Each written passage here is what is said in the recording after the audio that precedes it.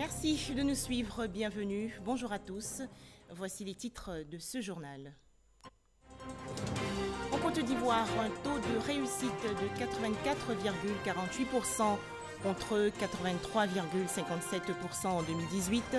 La liste des admis au CP, le certificat d'études primaires et élémentaires session 2019 a été publiée aujourd'hui.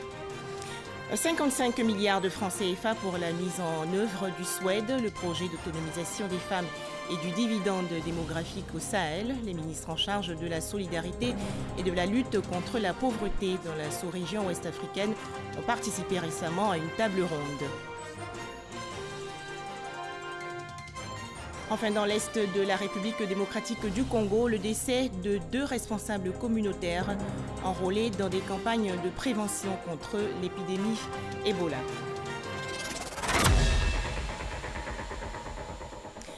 Talent et investissement, le rendez-vous de l'emploi et de l'opportunité, c'est le thème du 3e forum de la diaspora ivoirienne qui s'est ouvert aujourd'hui à Abidjan sous la présidence du Premier ministre Amadou Gon Coulibaly. Cette édition 2019 porte sur l'examen des conditions de mobilisation de la diaspora ivoirienne sur l'investissement et la mise en œuvre des projets porteurs de croissance. Je vous propose d'écouter à présent le Premier ministre ivoirien qui a assisté à l'ouverture du 3e forum de la diaspora. Amadou Gon Coulibaly nous donne ses impressions. Les expatriés qui rentrent chez eux contribuent directement ou indirectement à l'essor de leur pays, par le partage de leurs connaissances, par la création d'emplois et donc de la richesse à partir des investissements. Ils prennent des initiatives, créent des micro-entreprises, exploitent les compétences et les ressources financières acquises à l'étranger et engagent de la main-d'œuvre locale. Et il s'agit de capter et de tirer le meilleur profit de cette richesse en expertise et en compétences dans des domaines variés. Je voudrais donc, à la suite du chef de l'État, son Excellence M. Alassane Ouattara, lancer à nouveau un appel pressant à l'ensemble de la communauté ivoirienne expatriée pour lui dire que la Côte d'Ivoire leur offre aujourd'hui un environnement des affaires attractif, d'immenses opportunités et des mécanismes d'accompagnement efficaces pour un avenir radieux ici dans leur pays. Nous sommes persuadés que vous avez désormais toutes les chances et la possibilité d'accomplir votre destin en Côte d'Ivoire au regard de l'existence de nombreux atouts. Je reste convaincu que ce forum nous permettra de poursuivre l'enrichissement de notre politique sur la gestion de la diaspora. Nous attendons également que des stratégies concrètes et innovantes soient proposées par les Ivoiriens de l'extérieur eux-mêmes pour la construction de véritables partenariats de groupes d'entreprises compétitives capables de s'insérer dans la durée dans le tissu économique national.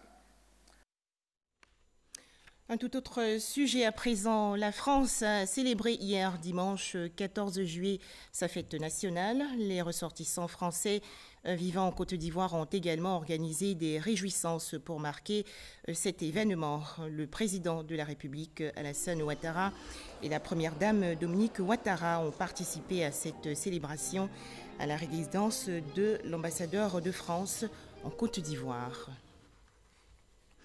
Je vous l'annonçais dans les titres, 84,48% de réussite contre 83,57% en 2018. La proclamation officielle des résultats du certificat d'études primaires et élémentaires session 2019 en Côte d'Ivoire a eu lieu aujourd'hui dans les différents centres de composition. Il y a eu 552 115 candidats sur tout le territoire national. À noter également que les épreuves orales du brevet de technicien supérieur, le BTS session 2019, ont débuté aujourd'hui en Côte d'Ivoire avec 56 314 candidats. Selon le calendrier de cet examen, les épreuves orales vont s'achever le 20 juillet prochain.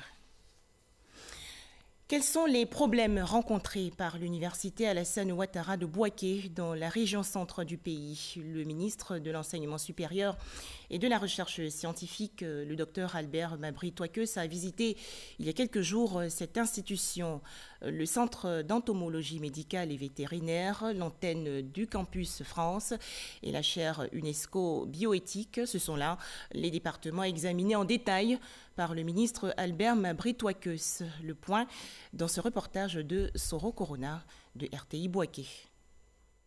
À l'université Alassane Ouattara, après les échanges avec les autorités universitaires et les étudiants cap sur les instituts, l'antenne du campus France, le centre d'entomologie médicale et vétérinaire et la chaire UNESCO de bioéthique, le ministre est allé s'imprégner du fonctionnement de ces centres de recherche et instituts. Une démarche saluée par les responsables de l'université Alassane Ouattara. Toute la ferveur des étudiants, du personnel enseignant, du personnel administratif technique, tous étaient vraiment heureux d'accueillir en tout cas le ministre de l'Enseignement supérieur.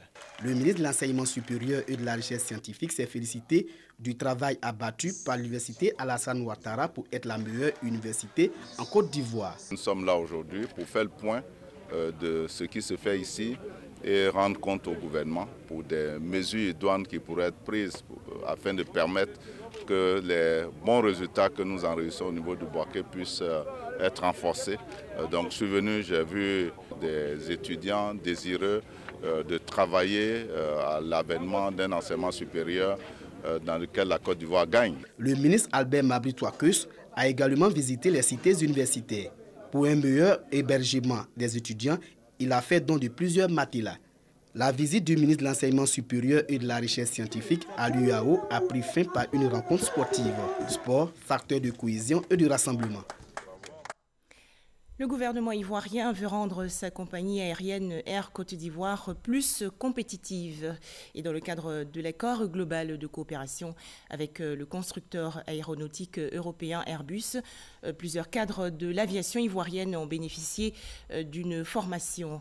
L'Institut national polytechnique Houphouët-Boigny de Yamoussoukro et l'École nationale de l'aviation civile de Toulouse en France ont élaboré un master en management. On en parle avec Lanciné Bakayoko. Ce master en plein management du transport aérien en plein décollage vient renforcer les capacités opérationnelles des cadres afin d'améliorer les performances et l'efficacité de notre compagnie nationale Air Côte d'Ivoire. Il y a des problématiques qui sont réelles, comme la sous-capitalisation, comme la petite taille du marché, comme la difficulté à trouver des financements. Et donc, on a besoin de personnes, ressources qualifiées, compétentes, qui puissent adresser ces problèmes-là. Donc, l'objectif de ce master, c'est de donner toutes les compétences nécessaires à ceux qui sont la cheville ouvrière de la compagnie d'y arriver. Composé de 12 modules entièrement dispensés en anglais par des experts essentiellement issus de l'École nationale de l'aviation civile de Toulouse, ce master se déroulera à l'Institut national polytechnique Houphouët-Boigny à Abidjan sur une période de 12 mois. Un projet de long terme qui devrait déboucher sur un transfert de compétences en faveur de l'aviation ivoirienne. Ces séries de formations, aussi ambitieuses les unes que les autres, ne sont bien sûr pas fortuites. Elles émanent de la volonté de son Excellence M. Alassane Ouattara, président de la République de la Côte d'Ivoire, de faire de notre compagnie nationale une des meilleures en Afrique. À l'atterrissage, les 30 cadres formés à cette première session obtiendront également un diplôme accrédité par la Conférence des grandes écoles, une association française engagée dans le développement des établissements d'enseignement supérieur et de recherche. Brazzaville, la capitale de la République du Congo, a abrité récemment le sommet panafricain de haut niveau sur le financement du VIH et de la santé. Objectif, trouver des solutions pour financer la lutte contre le sida. La Côte d'Ivoire était représentée par le président du Sénat. L'occasion pour Jeannot Ahoussou-Kouadio de rencontrer le président congolais Denis Sassou Nguesso. Les précisions de Herman Guivet. Palais présidentiel de la République du Congo, Le président du Sénat de Côte d'Ivoire, Ahoussou Kouadio-Jano, reçu en audience par le président de la République du Congo, son Excellence Denis Sassou Nguesso. Avec le président du Sénat ivoirien, l'ambassadeur de Côte d'Ivoire en République du Congo, son Excellence Thérèse Ndrioman. 1h45 d'échange, divers sujets abordés, les actions de développement engagées dans les deux États, la coopération parlementaire, économique entre la Côte d'Ivoire et le Congo. Je voudrais remercier le président Sassou Nguesso d'avoir accepté de me recevoir sur recommandation du président Alassane Ouattara, son frère le président Alassane Ouattara. Nous avons échangé, parlé de la situation générale de l'Afrique, la Côte d'Ivoire en particulier, et tout le développement économique de la Côte d'Ivoire. Nous avons échangé aussi sur tout le travail qui est fait aujourd'hui en République du Congo. Nous voyons que le Congo est en train de refleurir et que les fruits de cette croissance, de ce développement économique et social sont visibles. Ensuite, nous allons parler de la zone, la ZELEC, la zone économique de libre-échange en Afrique. Comment est-ce qu'on devait construire des infrastructures pour accélérer le commerce en Afrique. Parler de la fraternité qui a entre lui et le président Alassane Ouattara, puisque la Côte d'Ivoire et le Congo, dans toutes les conférences internationales, sont toujours côte à côte. Et cette fraternité existe aussi par transition entre le président du Parlement congolais et moi-même, et le président du Parlement ivoirien. Donc nous avons salué cette fraternité et recommandé qu'il fallait qu'elle continue. Le président du Sénat ivoirien a félicité les autorités congolaises pour l'excellence de l'accueil réservé aux délégations participantes au sommet panafricain de haut niveau sur le financement du VIH et de la santé et la qualité de l'organisation de ce sommet international. Ahoussou Kouadio-Jano, le président du Sénat de Côte d'Ivoire, a eu un tête-à-tête avec le président du Sénat congolais, Pierre Mbolo. Il faut 55 milliards de francs CFA pour la mise en œuvre du SWED, projet d'autonomisation des femmes et du dividende démographique au Sahel. Les ministres en charge de la solidarité et de la lutte contre la pauvreté dans la sous-région ouest-africaine ont participé récemment à une table ronde de mobilisation des ressources. Les détails avec Mamadou Kouassi. La mobilisation de 55 milliards de francs CFA par l'État pour les 5 prochaines années au sein d'une table ronde dans la capitale du Niger. Les ministres en charge de la lutte contre la pauvreté des pays membres du projet SWED se concertent pour la mise à échelle des projets d'autonomisation des femmes des pays du Sahel. La ministre Mariatou Koné, présidente du comité régional de pilotage du projet SWED, soutient que cette mobilisation de ressources est la résultante des efforts consentis dans la phase 1 de ce programme en vue de contribuer à son extension. Dans la plupart des pays au sud du Sahara et particulièrement dans le Sahel, la dynamique démographique reste marquée par un fort taux de fécondité, au-delà de 5 enfants par femme. Également une forte proportion de la population des enfants de moins de 15 ans et un fort taux de dépendance. Ce contexte engendre des exigences budgétaires énormes pour la satisfaction des besoins sociaux sans cesse croissants, ce qui laisse peu de ressources disponibles pour le développement économique et pour le bien-être. Notre objectif est d'accélérer la transition démographique et réduire les inégalités de genre dans la région. Pour y arriver, la ministre Mariatou Koné et ses pairs, membres du projet SWED, comptent sur le soutien des organisations internationales et sur le secteur privé. La mobilisation des ressources, selon le professeur Mariatou Koné, permettra de contribuer à l'autonomisation des femmes et aussi assurer une éducation à la jeune fille et contribuer également dans la prise en charge des jeunes filles déscolarisées. Un panel sur l'éducation de la jeune fille a permis à la ministre Kandia Camara de présenter les acquis de la Côte d'Ivoire. On avait un taux de scolarisation de 72% en 2009. Aujourd'hui, nous sommes à un taux de scolarisation de 91,3%. L'école est gratuite en Côte d'Ivoire pour le moment en ce qui concerne le préscolaire et le primaire. Donc les kits et manuels scolaires sont distribués gratuitement à tous les enfants.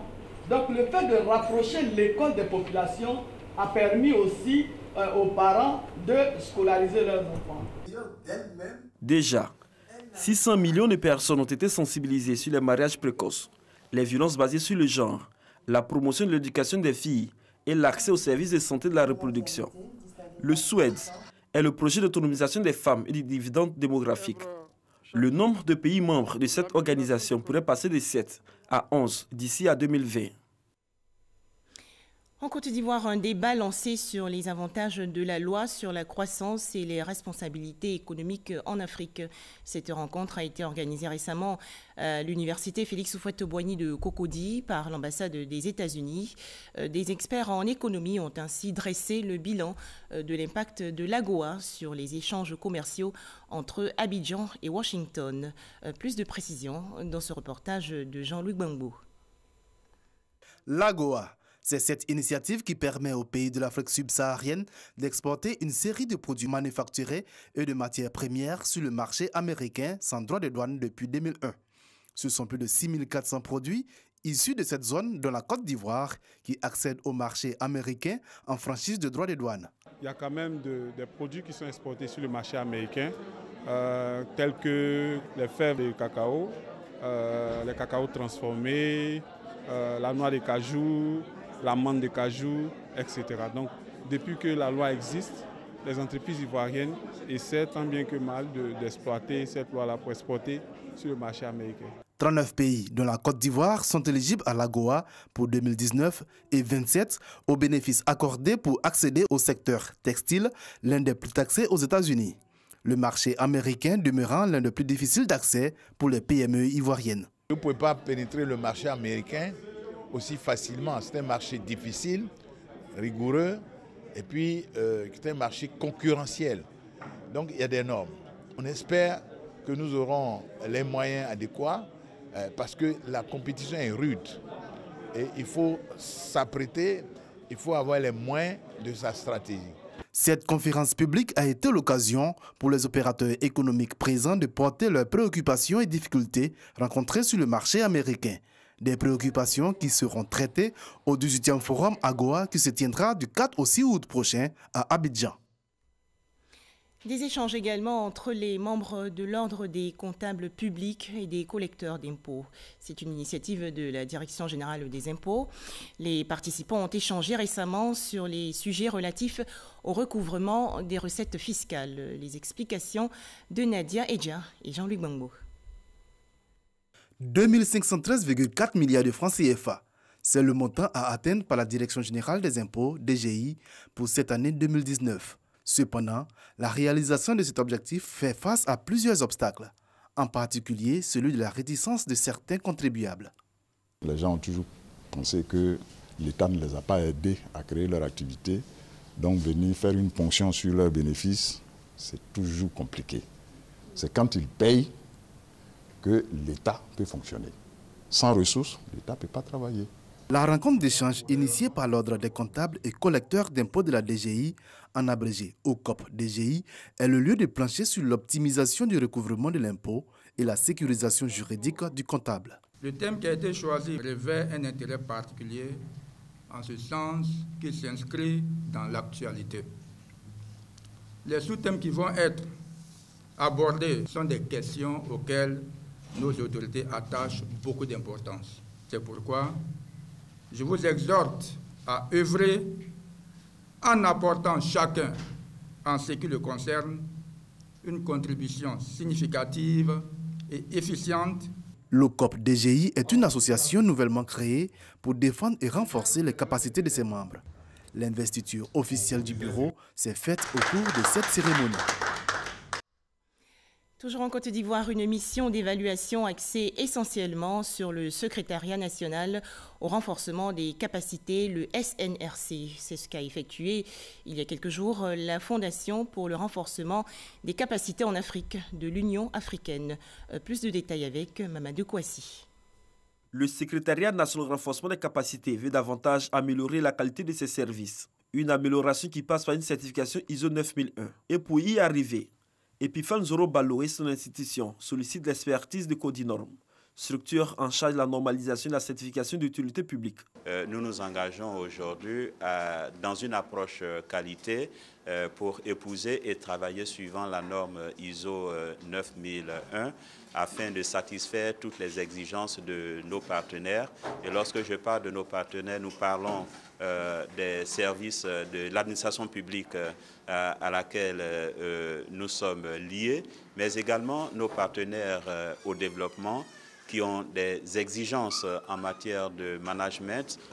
Ce processus permet donc de renforcer la crédibilité du secrétariat national, mais également de nous mettre dans une position qui nous permet d'indiquer aux administrations publiques que nous accompagnons les normes nécessaires sans lesquelles le développement n'est pas possible. Codinome veut apporter une assistance technique à travers un appui périodique du personnel du secrétariat national de renforcement des capacités en leur appropriant le contenu des exigences de la norme ISO 9001. On va travailler sur les objectifs et les indicateurs qui sont associés. On va introduire, là aussi c'est une exigence de cette norme, la logique de management du risque. Quels sont les risques qui sont liés au déploiement, pourquoi on ne pourrait pas atteindre. Donc tous ces outils scientifiques-là seront bien intégrés pour qu'on ait un manuel tout à fait auditable et conforme. Il faut rappeler que le secrétariat national de renforcement des capacités accompagne les administrations ivoiriennes dans l'élaboration d'une politique de formation des cadres, et ceci à travers l'élaboration d'un plan de formation. Mettons à présent le cap sur Yamoussoukro, dans le centre du pays. La capitale politique a accueilli récemment la 7e édition des Journées nationales des ressources humaines. Cet événement a réuni les professionnels de la gestion des ressources humaines. Kader Sogodego de RTI Bouaké. Échanger sur des thématiques d'intérêt général et proposer des solutions concrètes et pragmatiques pour l'amélioration continue des processus du métier dans les entreprises pour leur croissance. Telle est la vision des Journées nationales métiers. Le mois de juillet est consacré aux Journées nationales des ressources humaines. Cette année, la 7e édition met l'accent sur le digital. Quel impact sur la fonction RH? Des dirigeants d'entreprises présentent leur modèle de réussite à partir du digital. Le département des ressources humaines dans les organisations joue donc un rôle central dans l'identification des techniques à faire évoluer et les évolutions qui sont importantes d'être prises en compte pour les collègues en entreprise, de manière à ne pas être surpris et de ne pas être les clowns de l'évolution digitale. Des journées soutenues. Notre présence marque la volonté du FDFP de s'impliquer plus fortement dans cette activité et notamment dans tout ce qui concerne la formation professionnelle continue, l'apprentissage et surtout la relation emploi-qualification. Pendant 3 jours, ces professionnels des ressources humaines venus des différents secteurs ont partagé de bonnes pratiques, les innovations du moment. Tout le sens d'ailleurs de ces journées. L'échange qu'il y a eu pendant les différentes sessions témoigne donc du fait que pour les ressources humaines, une nouvelle ère est en train de s'écrire en Côte d'Ivoire et en Afrique. Et participer à ce genre de rencontres nous permet d'être au fait de cette nouvelle dynamique qui doit transformer nos organisations. Les Journées nationales des ressources humaines sont un concept du groupe NHMAG en partenariat avec le réseau ivoirien des gestionnaires des ressources humaines et la radiodiffusion télévision ivoirienne RTI. Autre actualité, les villes balnéaires de San Pedro en Côte d'Ivoire et de Saly, Portugal au Sénégal, désormais liées par un partenariat dans le domaine du tourisme. Un accord a été signé récemment entre les différentes autorités. On en parle avec Sam Conan. Les maires des communes de San Pedro et de Saly, Portugal, tenant des fanions de la Côte d'Ivoire et du Sénégal, Félix Anoublé et Ousmane Gueye, ont décidé d'un partenariat entre leurs 2 communes. Un accord de partenariat culturel et touristique matérialisé par la signature de documents à San Pedro. Bien avant la signature de ce partenariat, le maire de la commune de San Pedro a invité la délégation sénégalaise à une opération de nettoyage de la ville. Un tout autre sujet à présent avec cette découverte insolite à Méagui, dans la région sud-ouest du pays. 3 éléphants ont été repérés il y a quelques jours. Ces pachydermes seraient venus du parc national de Taï, selon des témoins. Les autorités forestières ont appelé les populations à observer le calme et la sérénité. Eugène Atoubé. Meyagui, localité dans la région de la Nawa. Des populations en joie, heureuses de vivre ce qu'elles considèrent comme un spectacle à la fois exceptionnel et historique. Des éléphants perdus et qui se retrouvent à Meyagui. Découverte pour les uns et curiosité pour les autres, tous enthousiastes de garder de ce moment particulier un souvenir. Nous sommes très très ravis. Vous voyez, les gens fuient partout quand les éléphants, quand ils font des gestes, bon, tout le monde a peur d'eux, c'est pourquoi les gens fuient. Nous faisons vraiment un appel aux autorités pour qu'ils puissent venir caser ces éléphants-là parce que c'est devenu une denrée rare que peut-être nos enfants n'auront jamais l'opportunité de voir, mais il faut que ces animaux-là soient protégés. Selon des témoignages, les éléphants au nombre de 3 ont été vus pour la première fois du côté du village de Tereagui, progressant jusqu'à proximité de l'abattoir de Meyagui. Les bouchers qui s'y rendaient pour le ravitaillement des populations en viande les ont découverts avec surprise. Il se raconte même dans la ville qu'un boucher aurait été blessé, mais son état n'est pas alarmant, alors qu'il tentait d'effrayer les éléphants. Les 3 pachydermes, selon les personnes qui les ont vus, seraient inoffensifs. Toutefois, ils sont accusés d'être auteurs de dégâts de culture à Tereagui. Ma petite sœur même est venue matin, c'est elle-même qui a appelé à la maison qu'elle est venue au champ, elle a trouvé 3 éléphants dans le champ. Bon, ils sont dans pour nous, ils sont en train de mailler cacao. Ils sont en train de mailler nos cacao là. Tout ça là. Les ignames qui est là-bas, tout ça là. Je demande pardon. Nous avons demandé pardon aux étrangers, tout le monde, les préfets du village, nous avons libéré, nous avons quitté à côté des éléphants. Pourquoi il va faire quelque chose? Les agents des eaux et forêts et toute la hiérarchie de la région de la Nawa ont été alertés. Surpris de voir l'imprudence des populations subjuguées à la vue des éléphants. C'est avec beaucoup de difficultés qu'ils ont pu leur faire comprendre qu'on était loin de la réalité d'un cirque ou d'un zoo. Les animaux n'ont plus d'habitat et les animaux se retrouvent sur le terrain avec la population. Et vous voyez l'attroupement tout autour de nous.